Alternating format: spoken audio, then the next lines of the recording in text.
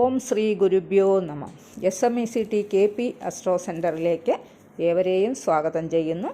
നിങ്ങൾക്കും നിങ്ങളുടെ കുടുംബാംഗങ്ങൾക്കും സർവ്വ ഐശ്വര്യങ്ങളും ഉണ്ടാവട്ടെ എന്ന് പ്രാർത്ഥിക്കുന്നു. ഇന്നത്തെ നമ്മുടെ വിഷയം 2026 വരുന്ന വ്യാഴ സംക്രമത്തെക്കുറിച്ചാണ്. അതിനു മുമ്പ് ഈ ചാനൽ ആദ്യമായി കാണുന്നവരൊക്കെ ആണെങ്കിൽ ചാനൽ ഒന്ന് സബ്സ്ക്രൈബ് ചെയ്യുക. പിന്നെ ജ്യോതിഷ സംബന്ധമായിട്ടുള്ള ആവശ്യങ്ങൾക്കും ജ്യോതിഷ പഠനത്തിനും ജ്യോതിഷ കൺസൾട്ടേഷനും ഒക്കെ SMECT അസ്ട്രോ സെൻറ്ററുമായിട്ട് ബന്ധപ്പെടാവുന്നതാണ്. ഇനി നമുക്ക് വിഷയത്തിലേക്ക് കടക്കാം. ദേവഗുരു എന്നറിയപ്പെടുന്ന വ്യാഴം വേദജ്യോതിഷത്തിൽ ഏറ്റവും കൂടുതൽ സ്വാധീനമുള്ള ഗ്രഹങ്ങളിലൊന്നാണ്.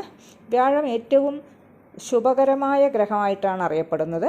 വ്യാഴദൃഷ്ടി പതിക്കുന്നത് ഏറ്റവും പവിത്രമായിട്ടാണ് കണക്കാക്കുന്നത്. വ്യാഴദൃഷ്ടി പതിക്കുന്ന രാശികൾ വളരെയധികം സ്വാധീനം വർദ്ധിക്കുകയും ചെയ്യും. അത് സന്തോഷവും സമ്പത്തുമൊക്കെ വർദ്ധിപ്പിക്കും. പിന്നെ വ്യാഴം സന്താനം, ദൈവാനുഗ്രഹം, സമ്പത്ത്, അറിവ് എന്നിവയുടെയൊക്കെ കാരകഗ്രഹമായിട്ടാണ് കണക്കാക്കുന്നത്. ഈ വർഷം വ്യാഴസംക്രമണം 2026 ജൂൺ 2 രാവിലെ 6:30 മിഥുനം രാശിയിൽ നിന്ന് കർക്കിടകൻ രാശിയിലേക്ക് സംക്രമിക്കപ്പെടും. ചന്ദ്രക്ഷേത്രമായ കർക്കിടകൻ രാശിയിൽ വ്യാഴം പ്രവേശിക്കുമ്പോൾ തന്നെ വ്യാഴത്തിൻ്റെ സ്വാധീനം പെട്ടെന്ന് വർദ്ധിക്കും. അതിനുള്ള പ്രധാന കാരണം കർക്കിടകം ഒരു ശുഭഗ്രഹത്തിൻ്റെ രാശി ആയതുകൊണ്ടും പിന്നെ വ്യാഴത്തിൻ്റെ ഉച്ചരാശി ആയതുകൊണ്ടുമാണ്. വ്യാഴം കർക്കിടകത്തിലേക്ക് പ്രവേശിക്കുന്നതോടുകൂടി തൻ്റെ ഉച്ചഫലങ്ങൾ നൽകാൻ തുടങ്ങുന്നു. 2026 വ്യാഴസംക്രമം വളരെ പ്രധാനപ്പെട്ട ഫലങ്ങൾ നൽകുന്ന ഒരു സംക്രമണമായിരിക്കും. അത് നിങ്ങളുടെ രാശിയിൽ എങ്ങനെയുള്ള ഫലമാണ് ഉണ്ടാവുക എന്നതിനെക്കുറിച്ച് വിശദീകരിച്ച് പറയാം. മേടൻ രാശിയിൽ വരുന്ന അശ്വതി, ഭരണി, കാർത്തികയുടെ 1-ാം പാദം ഈ 3 നക്ഷത്രങ്ങളിൽ ജനിച്ചിട്ടുള്ളവർക്ക് മേടൻ രാശിയുടെ സുഖസ്ഥാനമായ 4-ാം ഭാവത്തിൽ ഉച്ചസ്ഥനായി സഞ്ചരിക്കുന്ന വ്യാഴത്തിന് മേടൻ രാശിയുടെ 9-ാം ഭാവത്തിൻ്റെയും 12-ാം ഭാവത്തിൻ്റെയും ആധിപത്യമാണുള്ളത്. 2026 വ്യാഴസംക്രമണം നിങ്ങളുടെ ജീവിതത്തിൽ സന്തോഷം നൽകും. പൂർവിക സ്വത്തൊക്കെ ലഭിക്കാനുള്ളവർക്ക് അവ ലഭിക്കും. അല്ലെങ്കിൽ നിങ്ങളുടെ പൂർവികത്തെ സന്ദർശിക്കാനുള്ള അവസരങ്ങളൊക്കെ ഉണ്ടാക്കും. കുടുംബാംഗങ്ങളുടെ കൂട്ടായ്മ മനസ്സിന് വല്ലാത്ത സന്തോഷമൊക്കെ നൽകും. സുഖ സൗകര്യങ്ങളൊക്കെ വർദ്ധിക്കും. അമ്മയുടെ സ്നേഹവും പ്രിയപ്പെട്ടവരുടെ അടുപ്പവുമൊക്കെ ലഭിക്കും. മതപരമായിട്ടുള്ള പ്രവർത്തനങ്ങളിലൊക്കെ താല്പര്യമുണ്ടാകും. വീട്ടിൽ കുടുംബാംഗങ്ങളുടെയും അതിഥികളുടെയും ഒക്കെ വരവ് ഉണ്ടാകും. പലവിധ സ്രോതസ്സുകളിൽ നിന്ന് പണം ലഭിക്കും.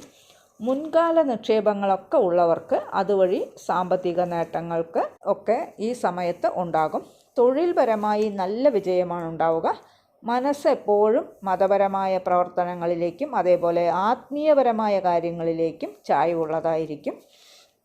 ഈശ്വരവിശ്വാസമൊക്കെ വർദ്ധിക്കും. തെളിഞ്ഞ ബുദ്ധിശക്തിയുടെയും അനുഭവത്തിൻ്റെയും അടിസ്ഥാനത്തിൽ ജോലിസ്ഥലത്ത് നിങ്ങളുടെ സ്ഥാനം ശക്തിപ്പെടുത്താനൊക്കെ സാധിക്കും. വിദേശത്തൊക്കെ താമസിക്കുന്നവർക്ക് നാട്ടിലേക്ക് വരാനുള്ള അവസരങ്ങൾ ലഭിക്കും. ഇതുവരെ വീട് കെട്ടാൻ ആഗ്രഹിച്ച് നടക്കാതിരുന്നവർക്ക് ഈ വ്യാഴത്തിൻ്റെ സ്വാധീനത്താൽ വീട് കെട്ടാനോ വീട് വാങ്ങിക്കാനോ ഒക്കെ അവസരങ്ങൾ തേടിയെത്തും. വീട് ദേവാലയത്തിന് തുല്യമായി വേണമെന്നൊക്കെ ആഗ്രഹിക്കും.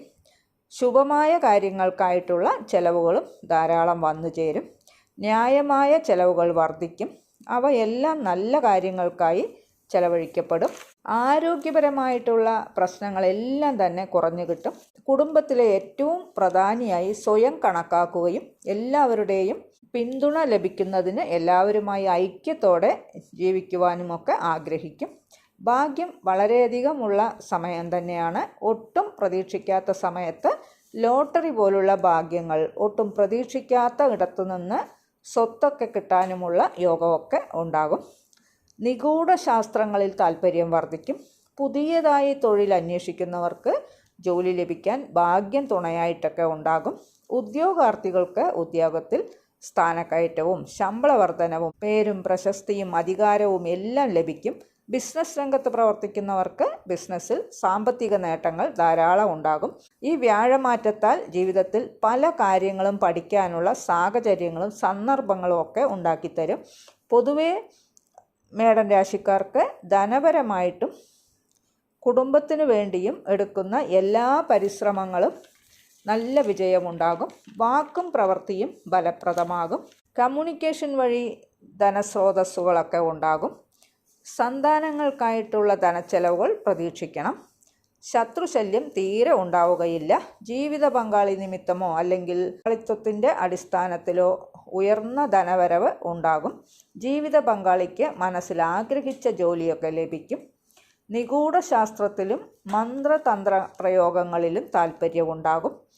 പിതാവിൻ്റെ ആരോഗ്യകാര്യങ്ങൾ പ്രത്യേകം ശ്രദ്ധിക്കണം. പൂർവികരെയും ഗുരുക്കന്മാരെയും നിന്ദിക്കാതിരിക്കുക. കർമ്മപരമായ എല്ലാ കാര്യങ്ങളിലും വലിയ ഉയർച്ച പ്രതീക്ഷിക്കാവുന്നതാണ്. എല്ലാം ഉണ്ടായാലും ചില കാര്യങ്ങളിൽ തൃപ്തിക്കുറവ് ഉണ്ടാകും.